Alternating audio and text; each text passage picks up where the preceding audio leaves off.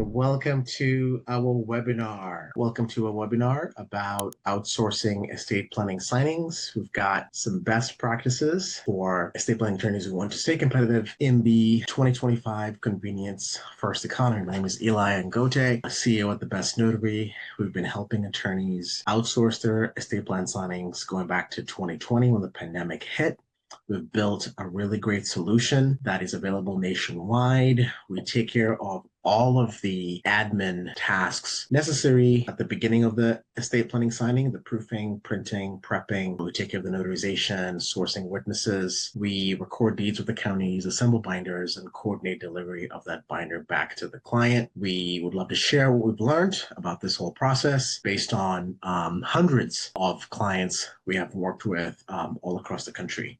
And Stephanie, I'll let you introduce yourself. Hi there, I'm Stephanie Rosso, the COO of the Best Notary, and I'm excited to share with you some of the learnings that we've had over the years. Thank you, Stephanie. So we'll just jump right in. So one of the things that we have learned over time is that outsourcing takes some prep work and that you really need to think through whether or not you're ready for outsourcing, and there are things that need to be considered, including the financial aspects, the quality, the security, the compliance, and the risk management. So one has to dig deep and think, are you ready to outsource? Is it a cultural fit between you and the idea of outsourcing? Does your team agree to the idea of outsourcing, or are they hesitant on this? Sometimes if teams aren't bought in, there's a little bit of sabotage or getting in the way or slowing down. We've also learned that it's really important to have strong systems in place, processes and systems that are documented, and that there are very clear roles and communications. And, outsourcing helps us in so many ways, but in order to be ready for that, we need to have the bandwidth and capacity to prepare for that, to communicate for that, to work out any bugs or kinks in between. And so we have to have some time and bandwidth for that. And we need to really think about these things that are we ready before we can take the next steps? Thank you, Stephanie, for that. So a lot of attorneys hesitate when it comes to outsourcing because they're really thinking of outsourcing as a cost center. They're seeing it as something you have to pay to be able to, you pay before you see the benefits. But the reality is, outsourcing unlocks a ton of hours that their attorney is spending that are really things that their attorneys should not be doing. Any kind of admin work that their attorney is doing, or even a highly skilled paralegal, is essentially very, very expensive to the firm because it could easily be outsourced for a cost that is much lower. So it's important to think about your own fee schedule and whether you are charging appropriately to be sure to be able to still make a profit after you compensate yourself and your team. So the ROI comes in typically within the first, I want to say, month or two of actually actively delegating these tasks, because it freed up time that allows you to build better systems for your firm. And the real value of any business is actually the systems. It's not the people who work there and what they know. It's their ability to take what they know in their minds and then put that into well-documented processes, which can be easily learned and also maintained by the new members who will join the team. So the real costs of outsourcing really are shown when you finally put this into practice and bring in an actual company that can take over the things that you're doing. You get to see just how much time was being wasted on things that the firm could have outsourced a long time ago. So it does take some time to make this all happen, to model this all out. And we are here to help you think about that process. What should you outsource? A lot of folks think that they should outsource what, they don't enjoy doing, or what is maybe the most mundane aspect of the job that they're doing. But the reality is, it makes sense to outsource what you're really, really good at, because you're going to be much better at supervising that task. So if you don't have a task really well documented and running smoothly, outsourcing just increases the risk that that particular task is not going to be done to the levels of detail or outcome that you would like. So some things, guiding clients, advising clients, those things should always stay in house because only the lawyer can do those tasks. But the attorney who is looking at growing their firm, they can start by, delegating what specifically does not need it to be them doing it, right? Or anybody in their office, right? Printing documents, very easy to outsource. Not something that their attorney and the paralegals or anybody in the office has to do, right? Tagging of documents, assembling a binder together, right? These are things that, right, they are not, they don't require a license. But when it comes to the guidance to the client, right, those things are the only things that really the attorney and the paralegals and the team members of the company have to keep in house. Drafting, we've heard, is something which is also outsourceable, right? This is the actual production of the legal documents. As long as the vendors are reputable, we can think of two right now: back office drafting and drafting angels. These are two, or drafting gurus, I think. These are two companies who've established themselves in the community as trustworthy companies, and that takes a long time to build that. So we are really, wanting to advise firms to really also focus on, if you love the task, right? You want to have folks come into your office, then keep that aspect of your firm. I don't want you to change how you do business. I want you to think about what is it that doesn't bring you joy as well, because that makes sense to offload that printing, offload that binder assembly, that deed recording. Those are things that don't necessarily add value to the client experience if they're done by you. But you being there for that initial counseling meeting and for any questions the client might have, that's where you shine. So, going a little bit deeper into some of what Eli was talking about, there are different areas and opportunities for outsourcing, right? You can have virtual assistants, virtual legal assistants. You can have of counsel arrangements. You can outsource paralegals, um, and the document prepping and printing. There's lots of technology solutions that help provide extra support. You can have outsourcing of marketing and drafting and signings. So there's lots of opportunities to think about, as Eli was talking about, what is your joy bubble? What is the area that you work best in? And then where are the opportunities in these different categories? So one of the things that's going to be really important is choosing a vendor. So let's say you've decided that you are going to outsource this particular area. It is important to vet the vendor and understand, do they have expertise? What is their track record? How long have they been in business? Are they just getting into this and they think they know what they're doing, or do they have established clients and a reputation? Do others work with them and recommend them? I had someone recently say to me, "Why should I trust you?" And I said, maybe you shouldn't if you are just meeting me, right? Unless you know more about me. But they also know one of our clients, and I said, ask that client. And they said, oh, you work with that person? I know she's great. And so, do others work with that vendor? Do they recommend them? Do they understand the unique needs of estate planning attorneys? Not all notaries, for example, understand estate planning. And so one can think, oh, I can just hire a mobile notary, but they may not understand the unique needs of the documents and what needs to happen. All right, choosing a vendor. It is important that you make sure that the vendor you're working with is sophisticated enough to understand very important things like attorney-client privilege. We've had a couple situations that were dicey because the notary that we're working with, came out of the escrow industry and just didn't understand that you just can't talk about or have anyone else other than the client, or anyone else than the client, you know, access the documents that are going to be signed by that notary. So it's very important to find out whether that person is working as an individual or working with multiple people working under them, whether they have NDAs internal to that company, looking at their data storage, transmission and deletion practices. Look asking for where are, what cloud servers are they using? Are they AWS or being kept on-prem? Do they have, do those data warehouses have SOC2 compliance, which is the highest, the kind of the gold standard when it comes to best practices for security of digital information, compliance with state and federal regulations. So, asking for those things up front is very helpful. We have put ours on our website to make it easy for our clients to see what we do in terms of how long do we keep client data for, could they delete it upon request. So all of these are things that should be part of every initial conversation with that vendor.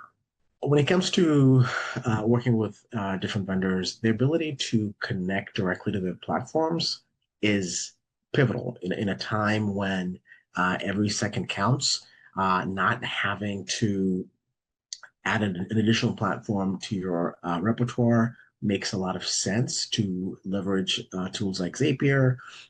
We would Zapier make or even a custom API.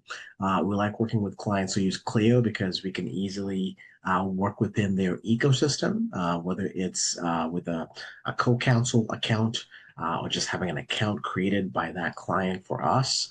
We can also build out for us custom integrations that make it easy to transfer files in and out of our platform when it comes to the notary piece. But when it comes to working with other vendors in general, the more technical that vendor is and their ability to leverage some of these tools you see here and others. There's a company called N8N, which is a newcomer to the no code integration space.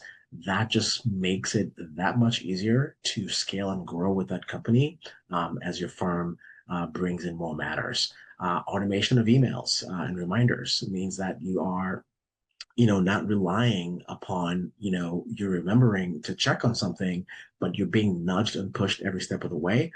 Getting like updates, status updates. These are things that are part of that either, integration ecosystem that vendor has, or they could be tools that are built into that vendor platform that you're considering. So, one of the big questions that we get is why should I outsource the signings? Well, first of all, it saves you 6 to 8 hours of non-billable time. And that's crucial, right? It saves you the paper cuts as well, the hassle. For clients, for the signers, it gives them more flexibility to have signings on night times or weekends, right? Without needing to come to the office to sign. And it's less hassle for them. They don't have to go through traffic or parking or the logistics of getting to the office. What should be a 45-minute kind of event can turn into a half a day ordeal and feels like a burden and a hassle and may delay getting the documents signed. Um, so for many people, focusing on billable hours and focusing on growing the firm and customer service, bringing in new clients, or getting to spend time with one's family, right? And having a work-life balance. So sometimes that saved time is a good time for a walk or something else. So it depends on what people's growth, what their goals are. And also, it helps streamline your workflow, right? That you get to draft the documents, finish them, and hand them off, and know that all of those last steps will be handled for you, and you don't have to manage them. So that really makes life much easier and much faster. I just wanted to quickly add, Stephanie, before we get to the mobile notary stage, I just talked to an attorney today, the previous slide about why, a lot of attorneys, especially in New York, have found they believe that an attorney has to supervise the signing meeting, especially when it comes to a will. However, if you're talking to the attorney, it turns out that that is something that would be a defense in the very unlikely event that someone contests that will. If that attorney has to go to a stand, it helps if the attorney says that I was there and I went through, the process of making sure that everybody understood what they were signing, and that the signing was executed properly. The reality is, unless that 1% of situations happen, no one will ever know whether this will was signed in the presence of an attorney or not. And while we do want to be very, very conservative and very risk averse, I think it is a huge loss of that attorney not being able to make sure that they can serve more clients in more places without having them to be physically there. I think the attorneys understand this, but they're really thinking from a risk standpoint. But I think the risk is greater that they will not help more families out there, right? Where there will most likely not be a contest of the will. No, no, challenging because just because the attorney wasn't there, that will wasn't signed properly or validly. So I think it's important to dig deep into the statute to really see, does this truly add value for the attorney to be present? Just to ask the question, is this your will? So I think by talking to other attorneys who have started to outsource a signing meeting, you're going to see that in the case that someone wants to unfairly contest a will, it's not going to matter whether the attorney was in the room or not. People will find the tiniest thing possible to try to discredit their will. So we like to look at the big picture of what the law of averages says. And the law of averages says an attorney is not going to be in trouble just because they supervise the signing of a will while not being present in the room. So, bring that in for our attorneys or anybody who's watching this who's based in New York or any other state that really insist that their attorney needs to be present for the signing of a will. And we have had some attorneys who are present via Zoom for the signing of the will, right? So they still outsource the printing and the prepping and the shipping and the scanning and the deed recording and all of the rest. But they are there to answer any last minute questions and to be present via Zoom. It takes them a whole lot less time. They're still saving a lot of non-billable time and streamlining their process. So that's an option as well.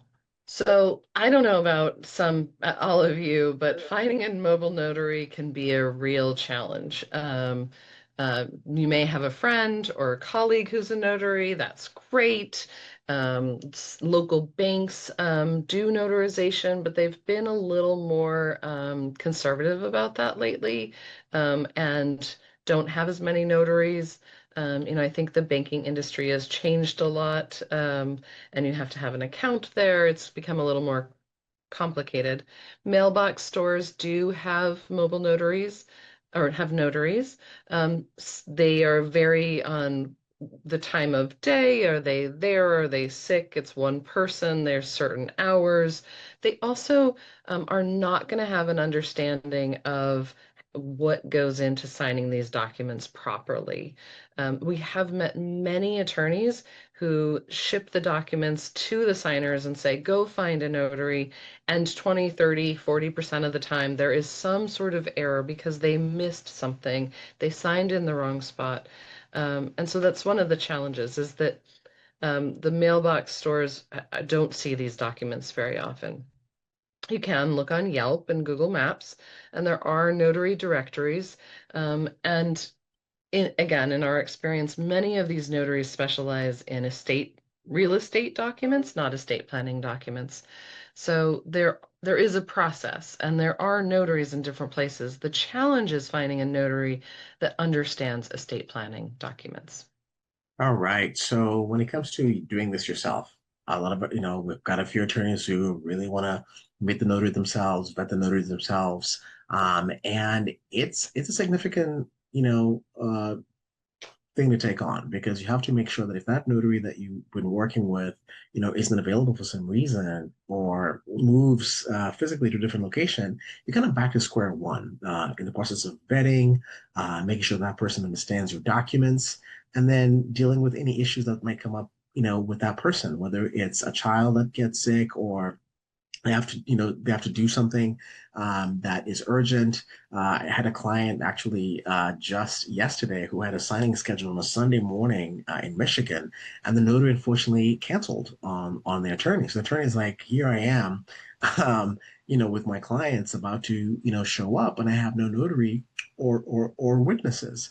So we essentially solve the problem of having to source notaries in different jurisdictions. There's 50 states and 50 sets of notary laws to navigate as well. And, every notary is at a different level of skill, of experience, of professionalism, of availability. Some people have full-time jobs. Some do this part-time. Some, are only able to drive within X radius of where they are. So if you are dealing with clients these days who might be in different locations, it can be a bit of a really heavy lift to interview, make sure that those documents get signed properly, and that any mistakes are fixed promptly and quickly. So that is a thing we've seen, that checking for the flexibility level, right? The professionalism of these notaries by interviewing them on video is what we've done to be able to make sure that these are reputable folks. And we've got a huge bench of them across the country. It's been about 15 years of doing this. So it really helps to work with an established company who has relationships as opposed to doing it yourself. If you are going to do it yourself, it can be a process of looking up, making phone calls, coming back, looking again, Googling, then searching, and then talking to someone and going on these kind of roundabout ways. And yet with us, basically, you put in the order and then you get updates. And if you need to reschedule, you do, and the signing happens, and you're alerted along the way of the process of what is happening. So part of the challenge is vetting a mobile notary, right? One of the questions that is, do they have experience with estate planning documents? Not one or two times, but many times. Are they familiar with the requirements for estate planning documents in your jurisdiction, right? Do they understand the nuances? One of the things that can be helpful is asking for referrals from other estate planning attorneys. And the challenge is that you might live in a state like California, which is really large. And so they may have a great notary in their area, but they don't have someone in the rural areas or in different parts of the state. I think it's really important to check for certifications and memberships in professional organizations. This gives you an idea about their dedication and their experience and their specialization. You want to make sure that they have insurance and that they're bonded. Um, and you also want to consider their availability and willingness to travel, right? Are they close by? Is it a really long? We do have certain places that are very rural, and notaries need to travel for an hour or two. Is that okay? And are they going to charge you a significant travel fee? Um, so recommendations are very helpful. So are reading reviews and testimonials from past clients. There's a lot to take care of, to take into account. What is their personality like, right? How flexible are they? How friendly are they? How do they handle when, the client has a question?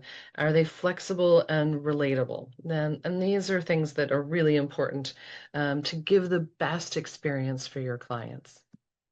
So we like to compare what a mobile notary does to what we do as a document concierge.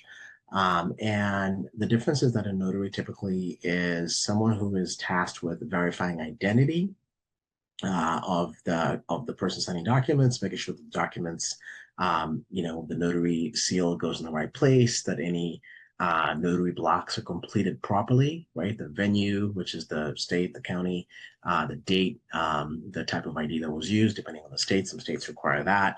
And then, of course, a notary can print documents, as needed. Sometimes they can scan documents.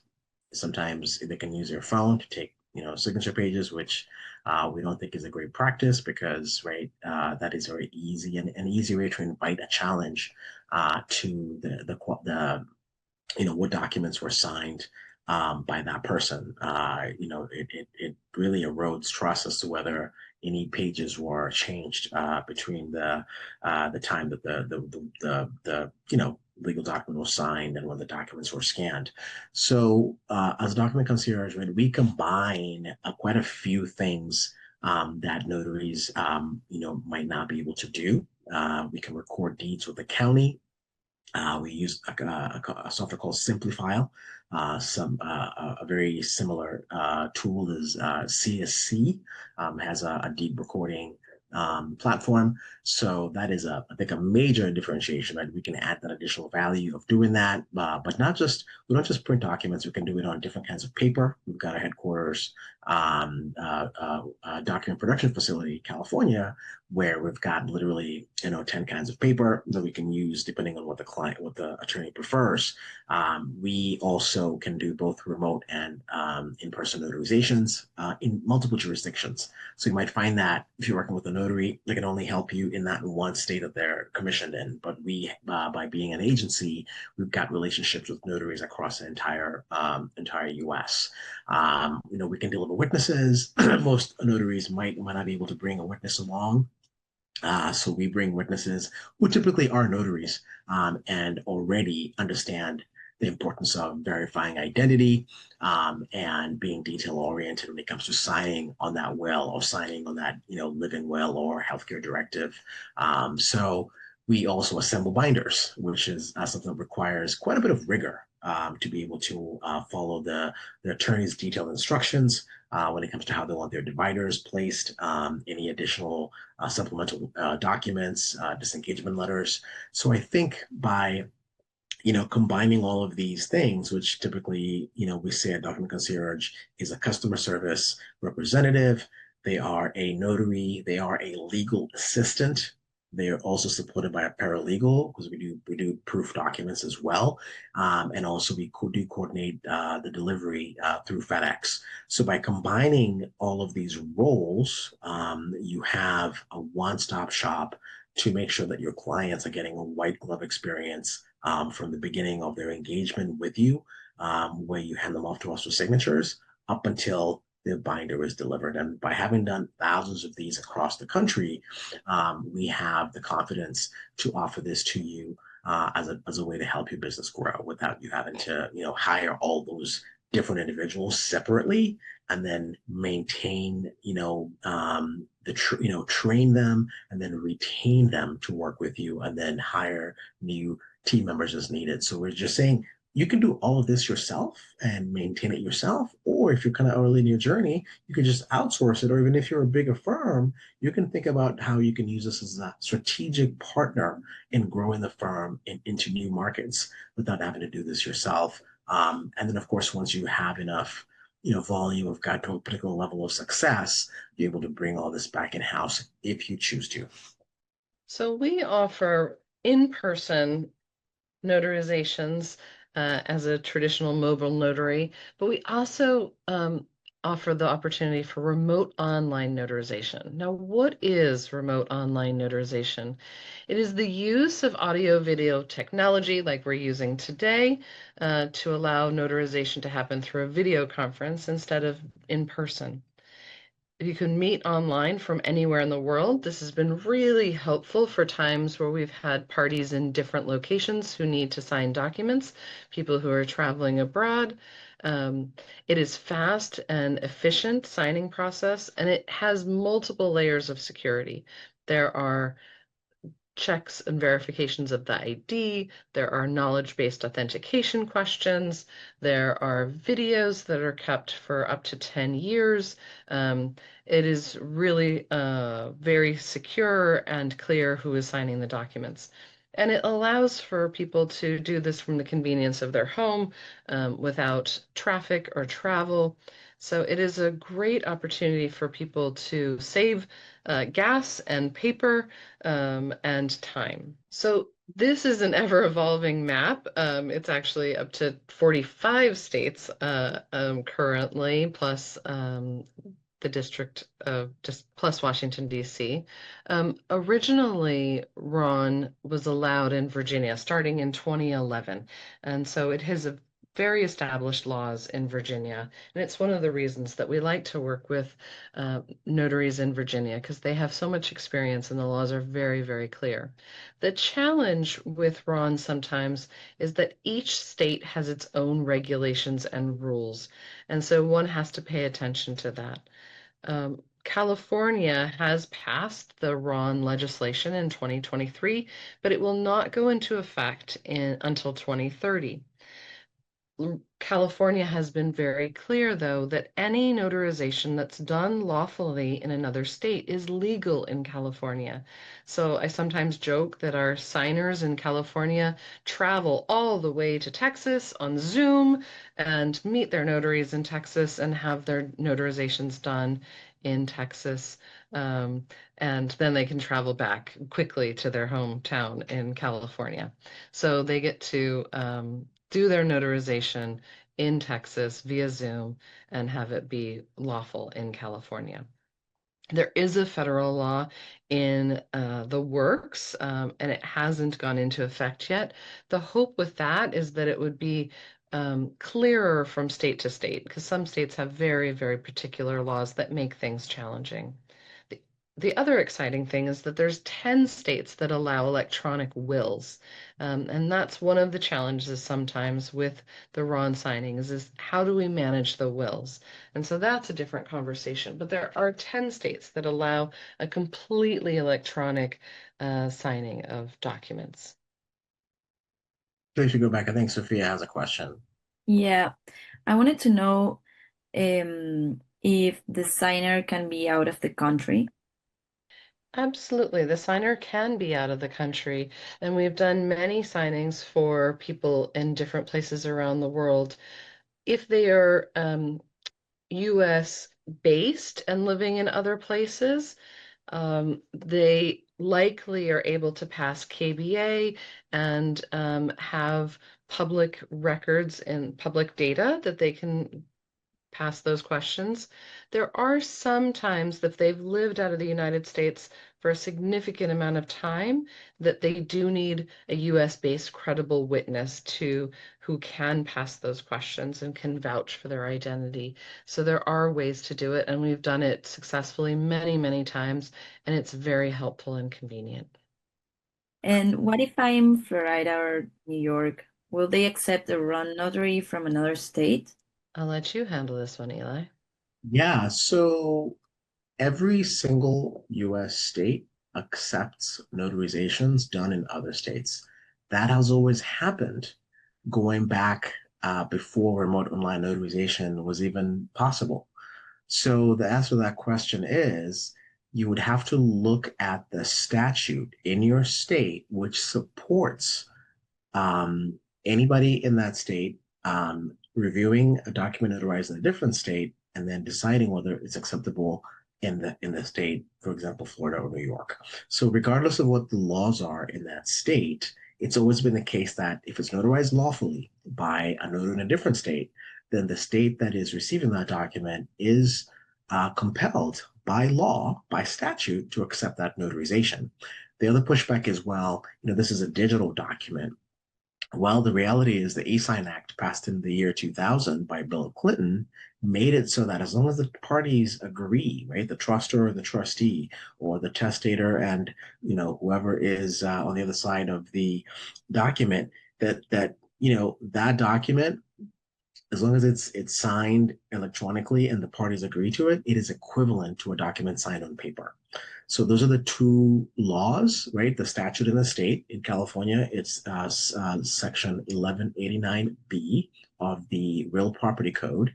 And in other states, it might be different. So we do have a link in the materials. We're going to put that a link in the materials to allow you to find the exact law which you can use to defend the acceptance of your document, even if it's notarized by a remote online notary in a different state. I think that Iowa is the only state that I know that has a caveat that wants both the signer and the notary to be in the same state at the time of notarization. Otherwise, every single state allows that the client could be anywhere as long as a notary is residing in the state in which they're commissioned and allowed to provide remote online notary services. So the answer there is that yes, but do look at your statutes to make sure that they are very clear about the acceptance of outside notarizations by a foreign state, a foreign notary in a different state.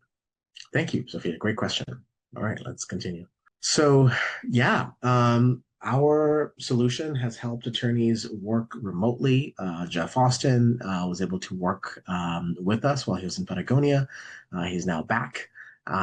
We have clients who have, seen their practice grow 30%. One other attorney, Ellen Cookman in Palo Alto, she has, tripled her practice. That's 300% growth by going completely remote and outsourcing her signings, both in person and remote. So by freeing up the time of you doing all of these administrative tasks, so hiring and training for those roles, you can really have more flexibility in how you work and be able to grow faster because you don't have to build all these pieces yourself.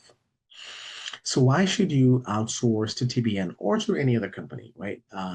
Because you want to find experts who can just be an extension of your team, right? Building a team and managing folks is one of the hardest things that I have ever done. And I think if you're a lawyer who's attempted to hire staff, whether it's part-time or full-time, the responsibility grows exponentially when you add more people, more personality types, more cultural pieces and components. It's very, very, very hard to keep everyone on the same page. And then to work with technology and navigate all of the different tools out there. It seems like every, day that I wake up, there's a new tool and a new use of AI. So being able to navigate all of those different options can be really, really time intensive. And I think also, if you want to serve more clients in more places, you want to give them more options. Do you want to sign at home, on a weekend? Do you want to sign, at your office? Giving them that choice, I think shows that you are a client centric and somebody who cares and empathizes with, the fact that they have young children. You yourself, as an attorney, might have a young child. I was talking to an attorney today, and her, young daughter was on the phone with her, and she couldn't even be on camera because I think she was taking care of a little one. So I think having our team to support you, other teams, it doesn't have to be our team. Having other teams to support you just means that you can serve more people in more places. And for us, we prioritize security and confidentiality and make sure that every person we work with is under NDA. We have an onboarding call with every notary we work with. We ourselves have advanced ways to make sure that we're not being phished in terms of having secret words that we share with each other when we are asking for sensitive information. So we are continuously staying up to speed with the latest and greatest in the world of technology, in the world of leadership and management training to make sure that our team is robust, well uh, attuned to each other and what everyone else needs, and that's how we're able to serve over 100 plus estate planning attorneys in over 15 states reliably, and we want to bring the same advantage to you and your team. And we really appreciate you listening to us and working with us. So that concludes our formal presentation, and just want to thank you for the time and the consideration of thinking creatively about how one can outsource and can think outside the box of the office and the four walls of the office. So we look forward to talking with you more if you have any questions or comments, or want to think about creatively about how we can help you let go of signings or other paper cut tasks. And I think we should mention that anybody watching here who is a Wealth Council member, we do have a special offer just for you available at the Wealth Council Marketplace. You can click on the link in the show notes in the video notes here, and that will take you right to the offer. You get to get three signings. Usually, we ask for a minimum of five for a prepaid package, and with that package, you get an unlimited notarizations within that 1 hour with our notary in any location you're choosing. If a car can get there in the US, we can get there to meet your client. We'll bring two witnesses. If you need two witnesses in California, typically you need one additional witness. So the cost of the California offer is a little bit lower. So three signings, all the trimmings, one deed recording, one binder assembled, your binder or one of our generic binders, and all the scanning, all the printing, all the notarizations, and then delivery of the binder back to your client. Nice way to try us out with just three signings. These are good for 12 months. Take advantage of that offer to see how we can help you grow your firm without the hassle.